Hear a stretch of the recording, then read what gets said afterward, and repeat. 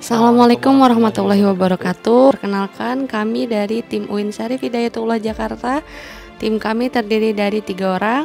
Saya Agneonor Afifah selaku ketua tim. Saya Muhammad Anas Royan. Nama saya Muhammad Rizky Hanipulu. Pada kesempatan kali ini kami akan memaparkan paper kami yang berjudul Reconstruction Internal Control Management, How to Increase Financial in South Tangerang City Mosques. Seperti yang kita ketahui bersama, bahwa negara kita, yaitu negara Indonesia, merupakan salah satu negara dengan penduduk muslim terbanyak. Menurut data yang dipaparkan oleh Global Religious Future.org menyatakan bahwa pada tahun 2010, jumlah penduduk muslim di Indonesia itu berjumlah 87% dari total keseluruhan penduduk. Nah, sedangkan 10 tahun ke depan, yaitu tahun 2020 atau pada tahun ini, menurut Global Religious Future.org juga menyatakan bahwa jumlah total penduduk muslim di Indonesia itu adalah 87,2% dari total keseluruhan warga negara Indonesia. Artinya adanya kenaikan 0,2% dalam jangka 10 tahun. Nah, ini artinya jumlah kaum muslim, khususnya mungkin di Indonesia, makin hari makin tahun, itu mengalami penumbuhan dan perkembangan. Nah, masjid itu kalau dilihat dari sudut pandang organisasi nirlaba, ia memiliki banyak tantangan. Yang mana salah satunya itu, di mana masjid ini, ia harus memastikan praktik manajemen keuangannya yang efektif dan efisien. Itulah kenapa perlunya dan pentingnya manajemen controlling yang harus diterapkan oleh DKM pada masjid ini.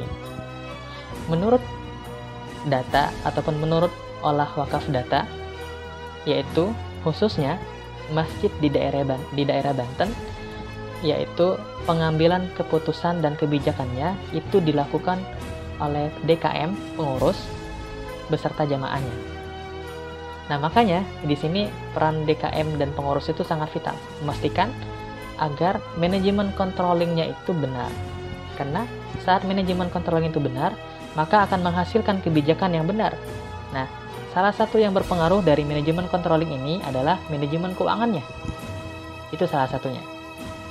Nah, karena pentingnya ini mengenai pengelolaan keuangan masjid, maka kami melakukan penelitian mengenai bagaimana kinerja keuangan itu dapat meningkatkan keuangan masjid atau dapat meningkatkan manajemen keuangan masjid dengan sampel, yaitu Masjid Jami yang ada di kawasan Tangerang Selatan.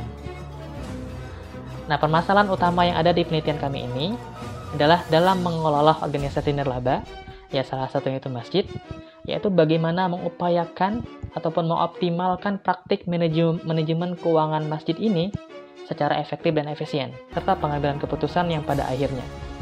Yang mana kami fokuskan ke 4 hal dalam penelitian ini. Yang pertama, itu memastikan praktik manajemen keuangan masjid yang efektif dan efisien.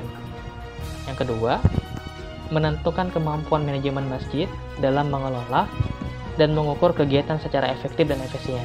Yang ketiga, memastikan operasional berjalan lancar sesuai dengan regulasi yang sudah ditetapkan. Sedangkan yang terakhir atau yang keempat, yaitu menjadikan informasi dalam membuat keputusan yang lebih baik. Itu. Nah, untuk selanjutnya mengenai literatur review bakal dijelaskan oleh saudara Hanif. Kepadanya kami persilahkan. Di sini saya akan memaparkan mengenai literatur review. Yang pertama mengenai budget participation atau sumber pemasukan. Sumber pemasukan utama masjid berasal dari dana infak dan sodako. Menurut Haq dan Dewi, menemukan bahwasanya sebagian dari masjid telah memiliki unit pengumpul zakat atau UPZ yang bertugas untuk mengumpulkan dana zakat dari umat. Biasanya, dana infak dan sedekah digunakan untuk membayar biaya operasional masjid seperti biaya listrik dan air. Sedangkan dana yang dikumpulkan dari usaha mandiri atau kelebihan dana dari dana infak dan sedekah tadi dipergunakan untuk membiayai kegiatan non-rutin masjid seperti kegiatan nuzul Quran, kegiatan Isra Mi'raj, dan lain sebagainya. Selanjutnya mengenai penggunaan dana. Biasanya praktik oleh organisasi nirlaba atau lembaga pemerintah dalam menyiapkan laporan keuangan serta pelaporan yang didasarkan dari transaksi harian daripada laba yang diperoleh, dan ini yang dinamakan dengan akuntansi dana. Dalam konteks Islam, dana harus digunakan sesuai dengan syariat Islam. Menurut penelitian yang dilakukan oleh Ahmad dan kawan-kawan pada 2017, menemukan bahwa sebagian dari komite masjid harus mengembangkan efisiensi manajemen, terutama dalam pengelolaan dana dan properti. Selanjutnya mengenai tentang akuntabilitas. Berdasarkan penelitian yang dilakukan oleh Kalangi, Pahala, dan juga Mulyo, mengatakan bahwasanya akuntabilitas dan transparansi secara simultan berpengaruh positif terhadap pengelolaan anggaran. Namun, dalam penelitian lain yang dilakukan oleh Jitmau dan juga Lambai pada tahun 2017 menunjukkan bahwasanya akuntabilitas sama sekali tidak berpengaruh terhadap pemerintah daerah, sedangkan transparansi berpengaruh signifikan terhadap pemerintah daerah. Dan fungsi pemeriksaan internal berpengaruh terhadap pemerintah daerah. Dan yang terakhir mengenai tentang manajemen keuangan masjid. Apa sih manajemen keuangan masjid itu?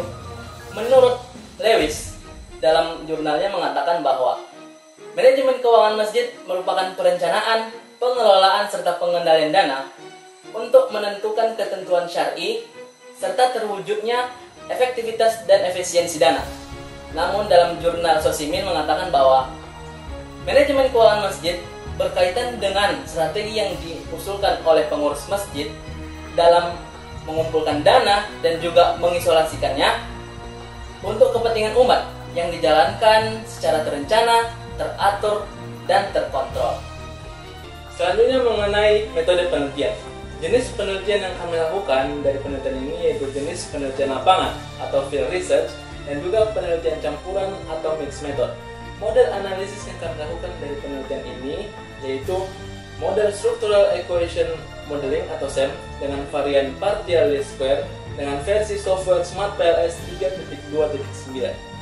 Teknik pengambilan data atau subjek penelitian kami ini diambil dari 20 masjid yang tersebar di wilayah Tangerang Selatan, di mana teknik pengambilan data ini berdasarkan data primer dan juga data sekunder, di mana data primer diambil dari hasil kuesioner dari survei yang kami lakukan, dan data sekunder diambil dari hasil dari buku, jurnal penelitian, website resmi, dan juga wakaf data. Populasi tentunya berasal dari Tangerang Selatan, dari pengambilan sampel menurut Yon, di mana pengambilan sampel berdasarkan presentasi sampling menurut Yon menunjukkan bahwa penelitian ini masuk dalam kategori 101 sampai 1000. Mari kita bahas terlebih dahulu hasil dari uji partial least square. Seperti yang sudah dikatakan oleh Saudara Hanif sebelumnya bahwa penelitian kami menggunakan model SEM yaitu Structural Equation Modeling berbasis varian atau partial least square. SEM PLS ini bertujuan untuk menguji hubungan prediktif antar variabel indikator konstruk dengan melihat apakah ada hubungan dan pengaruh atau tidak. Pada gambar yang tertera di layar menunjukkan hasil penelitian dari masing-masing variabel yang memiliki indikator, yaitu diantaranya ada anggaran dana, ada 5 indikator, lalu penggunaan dana 7 indikator, akuntabilitas yaitu 2 indikator, dan manajemen keuangan 3 indikator. Selanjutnya kita akan membahas langsung ke uji hipotesisnya, yaitu hasil uji tes statistik, di mana T-tabel pada penelitian ini sebesar 2,086. Hasil data yang didapat menyatakan bahwa adanya pengaruh positif antar pengguna dana terhadap manajemen keuangan masjid. Dapat dilihat pada tabel bahwa tes statistik penggunaan dana sebesar 3,371 lebih besar dari T-tabelnya yaitu 2,086 dan juga memenuhi signifikansi di bawah 5% atau 0,05% yang dapat dilihat pada p-value. Lalu yang terakhir mengenai hubungan optimalisasi manajemen keuangan dengan internal control management system. Agar laporan keuangan yang disajikan oleh masjid sesuai dengan keadaan sebenarnya, maka perlu adanya manajemen control system untuk dijalankan. Manajemen control system menjadi wadah bagaimana untuk merangkai memantau di setiap entitas divisi agar menunjang pencapaian tujuan yang telah ditetapkan.